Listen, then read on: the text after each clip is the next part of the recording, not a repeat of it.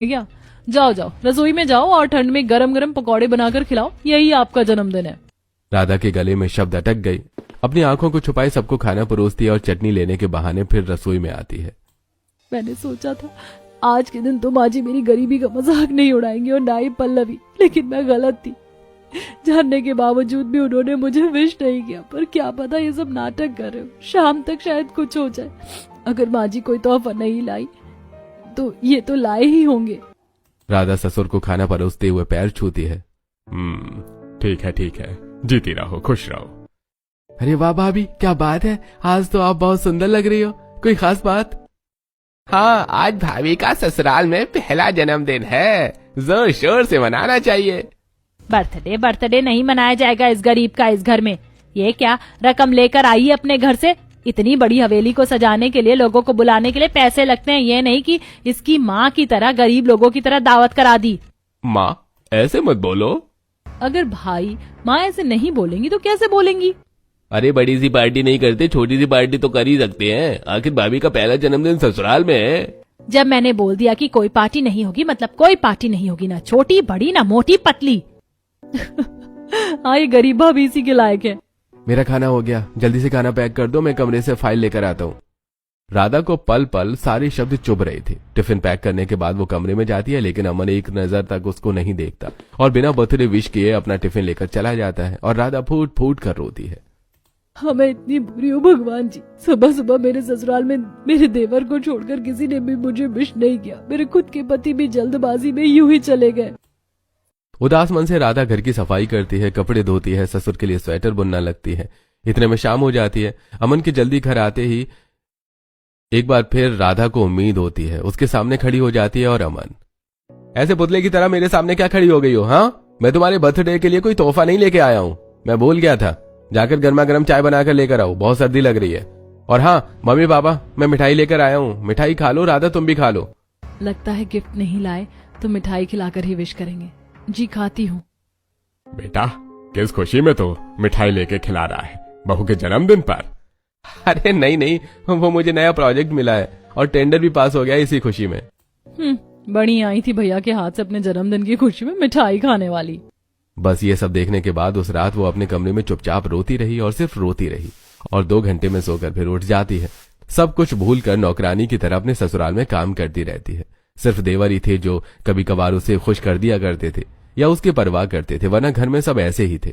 2 साल बीतने के बाद जल्द ही चारों देवर का रिश्ता अमीर घर की लड़कियों से जुड़ जाता है। घर में शादी की चहल पहल होने लगती है, लेकिन ससुराल वाले जेठानी को कामों में उलझा कर रखते हैं। वो इस वक्त ढेर सारी मिठाई बना रही थी। अरे ओ कमबख्त, अभी तक तुझे 5 मिठाई तैयार नहीं हुई और बाहर मेहमानों के लिए चाय पकौड़े कौन भेजेगा? बस माँ जी ला रही हूँ, ठंड हो रही है ना, लड्डू बन नहीं पा रहे। जल्दी जब रहा है और चाय भी बन गई है, बस पकौड़े सेक कर ला रही हूँ। आप मेरी थोड़ी सी मदद के लिए पल्लवी को भेज दीजिए। ओ भाभी, मेरे को कोई काम धंधा नहीं है क्या? मेरे हाथों में मेहंदी लगी हुई, मेरी फ्रेंड जा रखी है, मुझे उनके साथ फोटो खिंचवानी है, अपना काम खुद करो। राधा को सुनाकर सावित्री और पल्लवी चली जाती हैं। वो ठंड में ठिठुर कर राधा एक तरफ लड्डू बनाती है, दूसरी तरफ पकौड़े और फिर मेहमानों को परोसती है। शादी में भी उसे नजरअंदाज किया जाता है। 2 दिन बाद चारों देवरानियां शादी करके घर में आती हैं। सास अमीर होने की वजह से बहुत ग्रैंड स्वागत करती है। धुआं निकलता है, गुलाब के फूलों की बारिश होती है। चारों बहू को सोफे पर बिठाकर पास में हीटर चला दिया जाता है। तू नजर न लगे मेरी चारों बहू को। बहू तुम्हें ठंड तो नहीं लग रही? हीटर और तेज करूं, गरम शॉल या कंबल ले आऊं? नहीं माँ जी, हीटर जलने से ठीक नहीं लग रहा है। हाँ माँ जी, आप चारों में से कोई भी अपनी इकलौती नंद के लिए कुछ नहीं लाया क्या भाभी? लाई हूँ मैं, ये देखो डायमंड ब्रेसलेट। वाओ भाभी, थैंक यू सो मच। हम भी तुम्हारे लिए कुछ लाए हैं, लेकिन कल देंगे। हाँ, कोई बात नहीं भाभी, चलेगा। आप चारों कम से कम मेरे लिए कुछ लाई तो हो। एक बड़ी भाभी है, कुछ भी नहीं लेकर आई मेरे लिए। क्यों? उन्होंने क्यों नहीं दिया? अरे बहू, तू भी किसकी बात कर रही है? इतनी गरीब है वो, कहाँ से कुछ देगी मेरी बेटी को? 1 रुपए खर्च नहीं किया शादी में उसने। माँ जी, मैं कॉफी बनाकर ले आई हूँ, देवरानी जी पी लीजिए। थैंक यू दीदी, आप कॉफी लेकर आ गई। इतनी ठंड में कॉफी पीने का ही मन कर रहा था। ठंड लग रही है, लेकिन गरम गरम कॉफी पीकर भी मजा आ रहा है। माँ, सारी रात अपनी बहू की तरह हमें भी यहीं बिठाओगी क्या? हाँ तो ऐसा करो, तुम सब जाओ, मैं भी आराम करता हूँ। इन सास बहू को जब सोना होगा सो जाएंगी। सब सोने चले जाते हैं, लेकिन सावित्री देर रात तक बहू से शादी का सामान निपटने को कहती है। तब बेचारी 2 बजे ठंड में कांप कर सोती है। अगले दिन चारों अमीर देवरानी की पहली रसोई की रस्म होती है, लेकिन सावित्री वहां पर भी गरीब बहू को नीचे दिखाने के लिए चारों बहू से कुछ नहीं बनवाती और उसकी जगह राधा से ही सारा खाना बनवाकर टेबल पर लगा देती है। वाह बहू, तुम्हारे हाथ की पहली रसोई का खाना खाकर मजा आ गया। हाँ ये तो है, ये वही खाना जो मैंने अपनी पहली रसोई पर बनाया था। तभी किसी को पसंद नहीं आया और आज अमीर बहू के नाम पर मेरे हाथ का ही खाना पसंद आ गया। पापा जी आपको गलतफहमी हुई है, ये खाना हमने नहीं जेठानी जी ने बनाया है।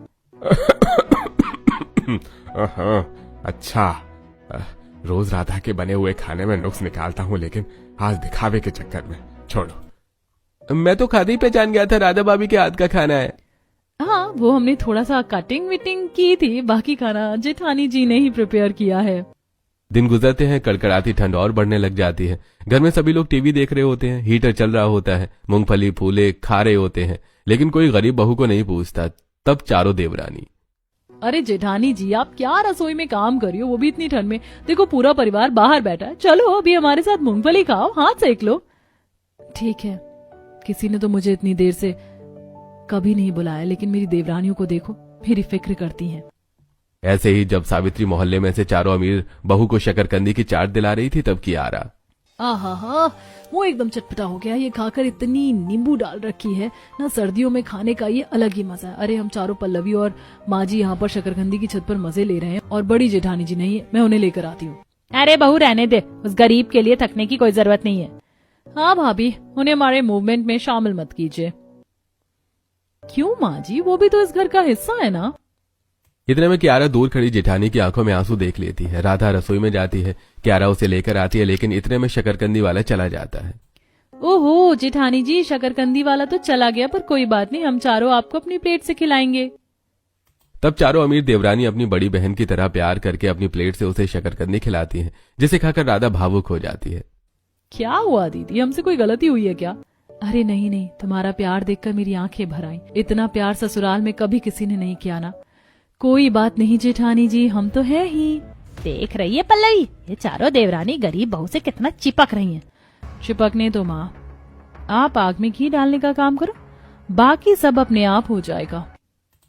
इस तरह माँ बेटी चारों अमीर देवरानी और जेठानी के बीच गलतफहमी पैदा करने की कोशिश करती है, लेकिन ऐसा हो नहीं पाता। चारों अमीर देवरानियां हमेशा अपनी जेठानी को घर में मेहनत करता हुआ और अपमान सहता हुआ पाती हैं। तब धीरे धीरे आरुषि किचन में मदद करनी शुरू कर देती है।